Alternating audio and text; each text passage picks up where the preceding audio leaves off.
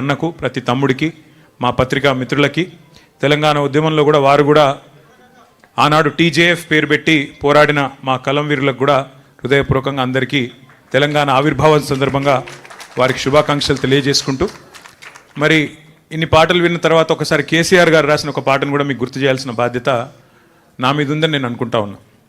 ఆనాడు ఉద్యమ స్ఫూర్తిని నింపడానికి ఎవరిలో కూడా మరి మళ్ళీ తెలంగాణ వస్తుందా అనే అనుమానం ఉన్న వారందరి అనుమానాలు పటాపంచలు చేయడానికి కేసీఆర్ గారు స్వయంగా కలం పట్టుకుని రాసిన పాట ఒక చరణం.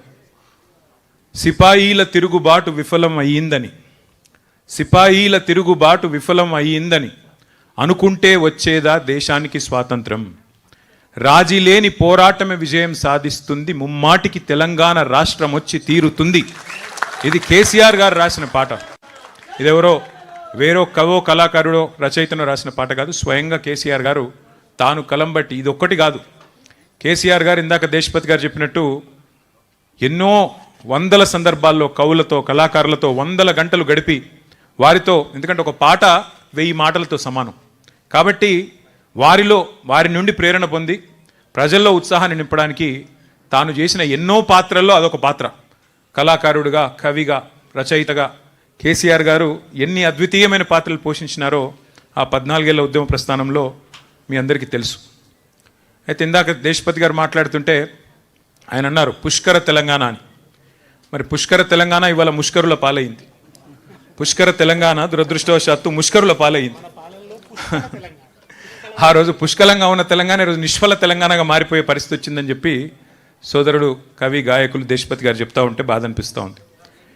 సరే, ఏదేమైనప్పటికీ ఒకటి వాస్తవం, నాకు ఈ సందర్భంగా ఒక చిన్న ఉదంతం గుర్తొస్తున్నది. ఒకనాడు మనం ఇంకా అధికారంలో ఉన్నాం, 2018 ఆ ప్రాంతంలో. ఆ రోజుల్లో నాకు ఒక ప్రముఖ సినిమా డైరెక్టర్ ఫోన్ చేసినాడు.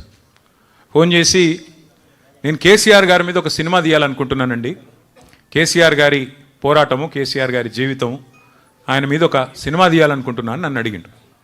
అడిగితే నేను అన్నాను, అది నేను సమాధానం చెప్పలేని ప్రశ్న సార్, నేను సార్ని అడుగుతాను, అడిగి వారి సమాధానం మీకు చెప్తా అని చెప్పిన. సో నేను సార్ దగ్గర పోయి సార్ ఇట్లా ప్రముఖ దర్శకుడు, ఆయన తీస్తా అంటున్నాడు, సినిమా తీస్తా అంటున్నాడు, మరి మీ సమ్మతి కోసం, మీ అనుమతి కోసం అడుగుతున్నాడు అన్న.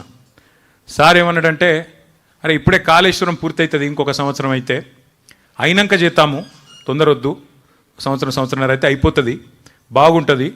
కాళేశ్వరం అనే ఒక అద్భుతమైన, ఎందుకంటే సాగునీరు లేని తెలంగాణలో